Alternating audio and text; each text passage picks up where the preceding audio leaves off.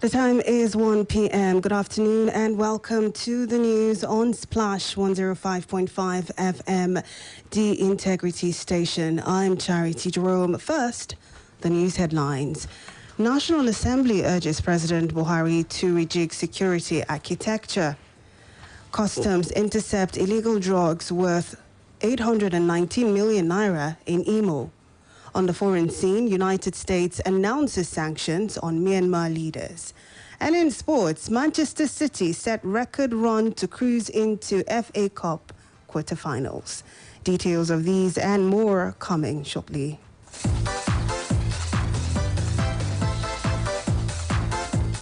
We begin with some breaking news. First civilian governor of Lagos State, Alhaji Lateef Jakonde, is dead.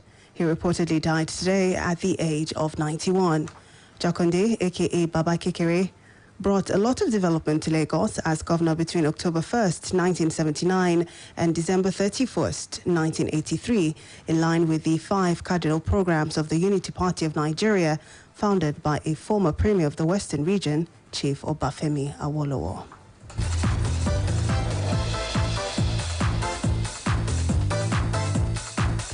And to issues surrounding insecurity in the country now, the National Assembly has again called on President Muhammadu Buhari to rejig the security architecture of the country by taking more decisive steps to curb the insecurity in the country. They have also called on the new security chiefs to take more drastic actions to bring an end to the menace in the country. The lawmakers made the call at plenary as the issues of insurgency in the northeast, banditry in the northwest, and farmers' herders' crisis across the country formed a major part of their discussions. Speaker of the House of Representatives, Femi Gbajabiamila, on his part, said every time a citizen is killed or kidnapped, loses their property or livelihood, the government has failed in its obligation.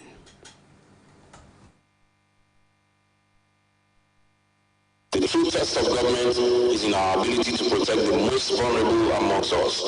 We cannot separate the goal of economic prosperity from the ambition to ensure that all our people will live in a just society, free from abuse of power and protected by a justice system built on fairness and the rule of law. Therefore, we will shortly begin considering bills to amend the Administration of Criminal Justice Act, and we will follow up with a long overdue review of the Trafficking in Persons Prohibition Enforcement and Administration Act and other legislation that seek to deliver a justice system that works for all. Every time a citizen going about their business is killed or kidnapped, loses their property or livelihood, we have failed in our obligation. From the abundance of these failures has emerged a culture of self-help in matters of internal security that portends great danger for our nation's continued existence. If ever there was a time for us to put aside all other considerations, especially the petty concerns of partisanship and politics, it is now.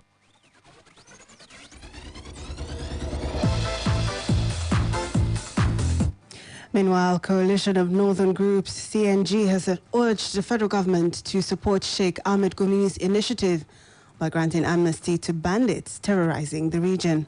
Spokesperson of the coalition, Abdulaziz Suleiman, in a statement, called on Fulani herdsmen living in the southern part of the country to relocate if their safety could not be guaranteed in their host communities. According to the group, the reorientation and reintegration of bandits who embrace peace is critical to ending the insecurity in the north. It berated the Kaduna State Governor Nasir El-Rufai for his stance against negotiating with bandits, saying the governor's tactics would only further bloodshed in the region. Edo State Governor Godwin Obaseki yesterday disclosed that the state government has concluded plans to comb forests in the state for killer herdsmen. He stated this when he led heads of security agencies on a fact-finding visit to Ugo community in Oriental Council, where he commiserated with families of those who lost their lives to herdsmen attacks. He said that the major role of any government is to protect life and property of citizens, and his administration would find out what actually happened and take certain decisions. Obaseki reassured the residents of his administration's commitment to checking the activities of killer herdsmen in the state, assuring that an operation would soon be carried out. In the meantime, the residence of Nobel laureate Professor Wole Soyinka, located in Abeokuta, Ogun State, was neither attacked nor invaded by suspected herdsmen. His son, Dr. Olaokun Soyinka, confirmed this in a statement after rumors had made the rounds that his home had been under attack and invaded by cows. He, however, confirmed that cows did stray into the land belonging to the Nobel laureate. The State Commissioner of Police in the state, Mr. Edward Ajogun, who visited the residence following the report, explained that 3 cows indeed strayed into the compound of the literary icon. While giving an assurance of adequate protection of life and property, the state police boss described the incident as a trespass on the part of the herders.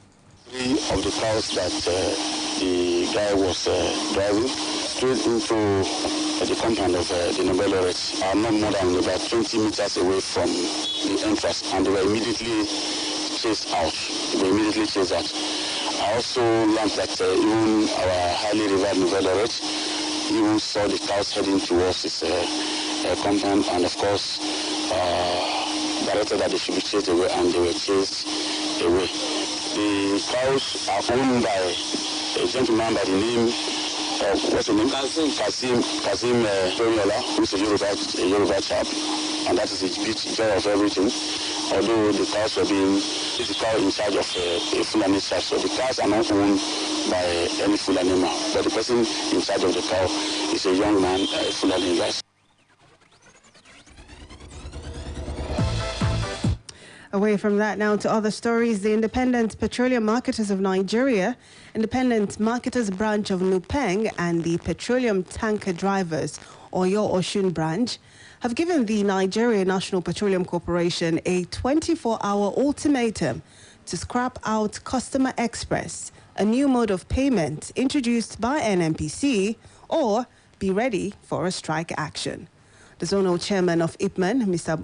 Bukola Mutiu, who spoke on behalf of the associations, disclosed this yesterday while addressing newsmen in Ibadan on the breach of the contract by NNPC as regards circulation of information and access to petroleum product.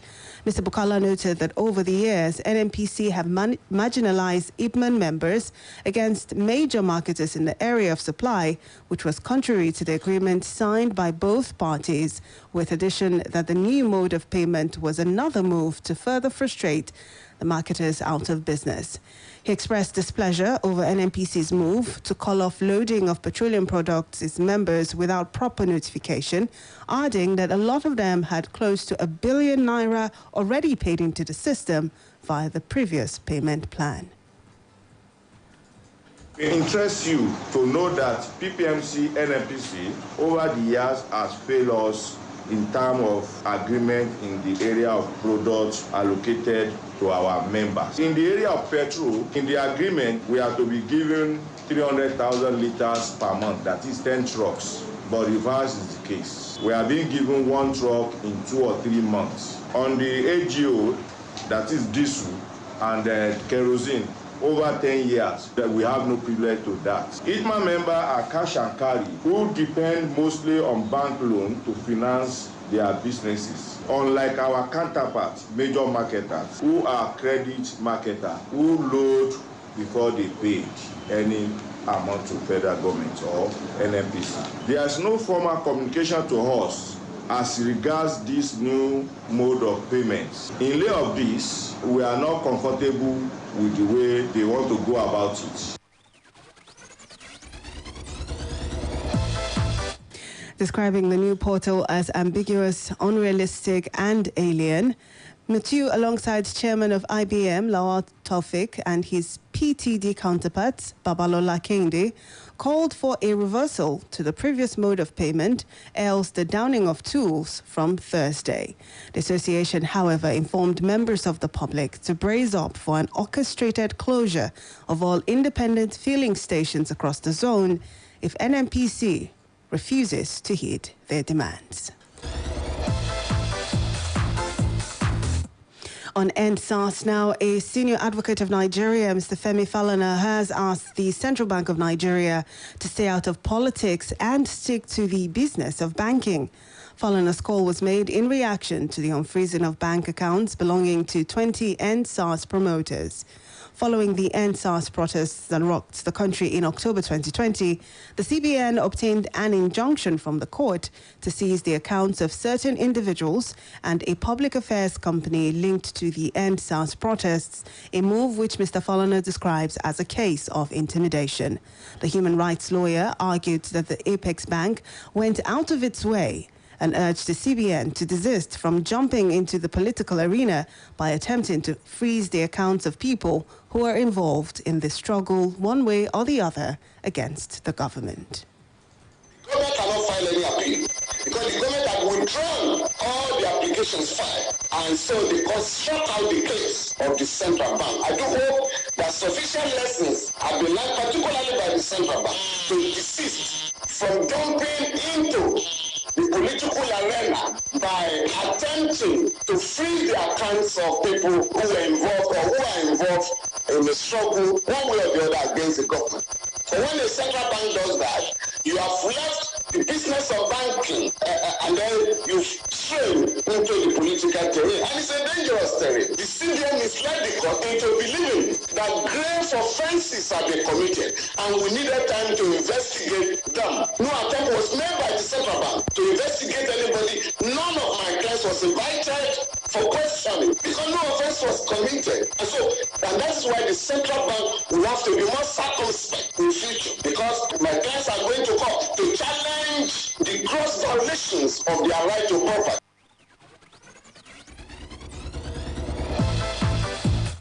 To news around coronavirus now, the Nigeria Center of Disease Control, NCDC, has announced 1,131 new cases of coronavirus, bringing the total number of infected people in the country to 142,578. The health agency said that in the last 24 hours, 1,131 people tested positive in 21 states and the FCT. It confirmed additional 8 coronavirus-related deaths also in 24 hours, bringing the country's COVID-related deaths to 1,702. The NCDC, however, said that more than 1,192 people had been successfully treated and discharged on Wednesday, raising the total number of recoveries in the country to 116,947 in the last 24 hours.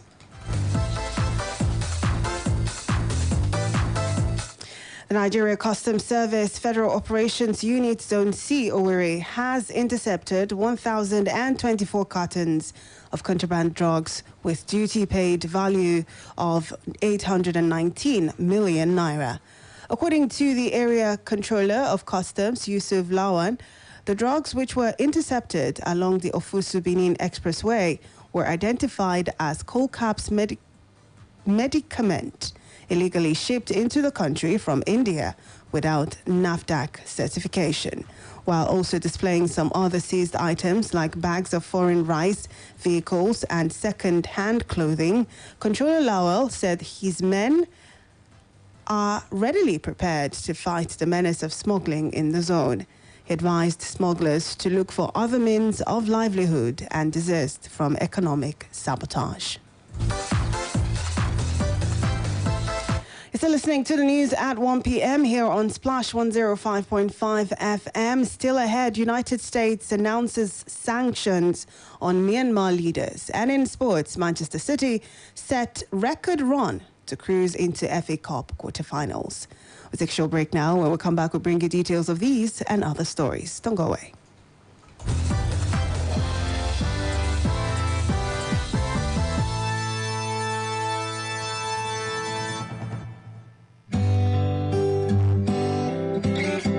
mọ̀nàmọ́ná a máa fúnni ní ìmọ́lẹ̀ a sì máa mú ìdẹ̀rùn wá láti wá dènà ìjàmbá iná mọ̀nàmọ́ná ojúlówó wáyà tàbí kébù ló yẹ ká fi fa iná nínú ilé lọ́fíìsì àti nínú ìlú Purchem wires and cables ní àwọn ilé-iṣẹ́ mọ̀nàmọ́ná àti àwọn agbaṣẹ́ṣe yàn láàyò ojúlówó ni kì í bó lára kò kì í jóná àbáàdì kì í kán sínú ó sì fini lọ́kàn balẹ̀ ìdí nìyí tí Standard Organization of Nigeria fi fòun tẹ̀tẹ̀ tí Nigeria Electrical Contractors náà fi dìbò fún bí copper cable ṣe wà ní aluminium cable ń bẹ nípele lówó tí kò gún pa Purchem wires and cables tó jẹ́ ọ̀kan lára àwọn ọmọ ẹgbẹ́ Raman ló ń ṣe ojúlówó wires and cable jáde. Olú ilé-iṣẹ́ Pure Wires and Cables Limited wà ní Afrin's Compound, 4th Gate, number 122/132, Oṣòdì Apapa Expressway, Ìyànà Ìsọlọ̀ bus stop, Lagos. Ẹ̀rọ ìbánisọ̀rọ̀ wọn ní 080-803-03257. Pure Wires and Cables.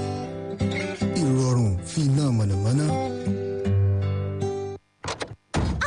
Ẹ ò jẹun yín látẹ̀ẹ̀kan, kí ló dé? Wo Àbẹ̀kẹ́, inú mi ò dùn. Owó tí mo ń ná fi tún ìṣe tó tọ̀hún ṣe nínú ilé yìí ti pọ̀ jù. Ó tójú sú mi. Dádì, washing machine máa tún ti dẹnu kọlẹ̀. Kí la wá ṣe báyìí o? Yọra rẹ kúrò nínú ìdààmú. Má jẹ́ káwọn kọlọ̀rọ̀ sí hàn léèmọ̀. Gbéra ńlẹ̀ kó kàn sí Solat Electronics Showroom lónìí. Bó o ṣe mú fóònù tàbí electronics tó bá fẹ́ ló máa jàǹfààní ẹ̀dínwó 20%, ìdá 20% lórí flat screen TV, deep freezer, air conditioner, washing machine, gas cooker àtàwọn ohun èlò ilé ní Solat Electronics. Solat Electronics gàgàbáànù àwọn tí ń ta fóònù àti electronics ló ti rí electronics lóríṣiríṣi àtòhun èlò tó lálòpẹ́ tó fini lọ́kànbalẹ̀ lówó tí ò ga jara. Kàn sí wa ní Solat Electronics ní GLN Dùgbẹ̀, Solat Megastore Mọ́kọ́lá, Isolac Building Mọ́kọ́lá àti ní Palms Mall Ring Road pẹ̀lú ti Challenge Ìbàdàn fún èyíkéyìí ẹ̀yà ojúlówó electronics àti fóònù tó bá ń fẹ́. Má gbàgbé o, Solat Electronics yóò fún ọ lẹ́dínwó 20% lórí gbogbo tó bá rà lọ́wọ́ wọn. Fún àlàyé pé 07016841630. Solat Telecoms, ohun tó dára jù ló tọ́ sí ọ.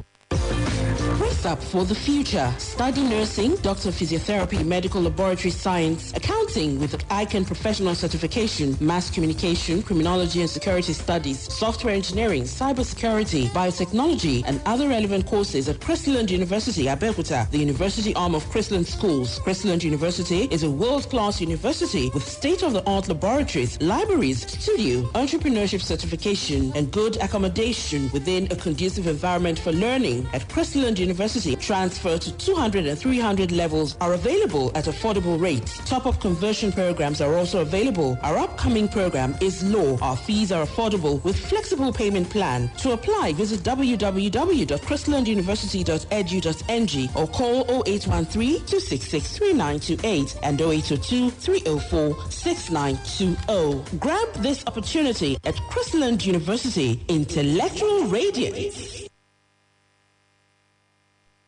Splash FM 105.5.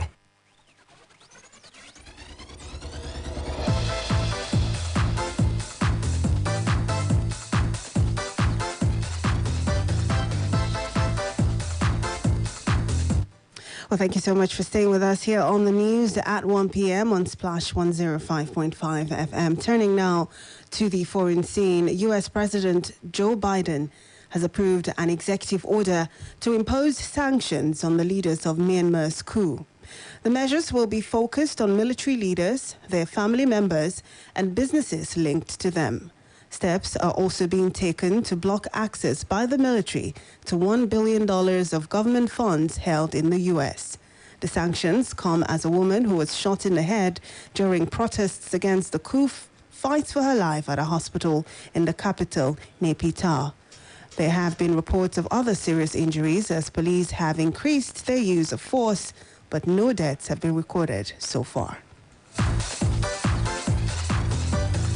Leading Ethiopian opposition figure Jawar Mohammed, alongside 19 other individuals, have been on a hunger strike for over 13 days, according to their lawyers. They are demanding the release of all Oromo political prisoners and an end to the mistreatment of families of political prisoners. The group was in September charged with terrorism in relation to a wave of ethnic unrest that followed the murder in June of popular musician Hachalu Hundessa.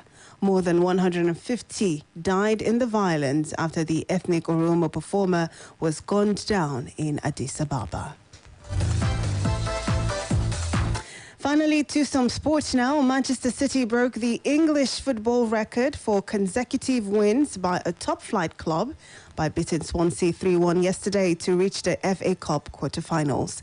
Kyle Walker, Raheem Sterling and Gabriel Jesus were on target for the visitors, who extended their winning run in all competitions to 15 games.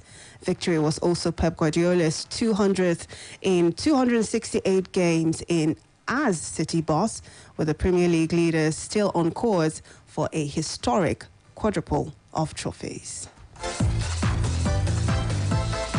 The Handball Federation of Nigeria HFN has announced March 25th to April 2nd, 2021 as the date for the National Under-18, Under-21 Handball Championship scheduled to take place in Ilorin, Kwara State. The newly renovated handball courts in Ilorin will host the tournament. Meanwhile, the National Under-18 male team has intensified training ahead of the 16th Africa Youth Championship. The championship will take place from March 16 to 21st, 2021 in Agadir, Morocco. And just before we go, here's a quick recap of the major headlines. The National Assembly has urged President Buhari to rejig the security architecture. Customs have intercepted illegal drugs worth 819 million naira in Imo. On the foreign scene, we told you that the United States has announced sanctions on Myanmar leaders. And in sports, Manchester City have set record run to cruise into FA Cup quarterfinals. For more details on the news, visit our website on www.splashfm1055.com. Now you can download Splash FM mobile app on iOS, BlackBerry World and Google Play Store to listen live, get news updates and opinion poll. You can also report an event live to us through the iReport feature. To download, simply go to any of the stores mentioned and search for Splash FM 105.5 and then click to download. We've now come to the end of the news on Splash 105.5 FM, the integrity station and the best radio station in the southwest of the country. The news editor is Tunde Olawuwo, assisted by Ayo Olubusi. I am Charity Jerome. Good afternoon and thank you for listening.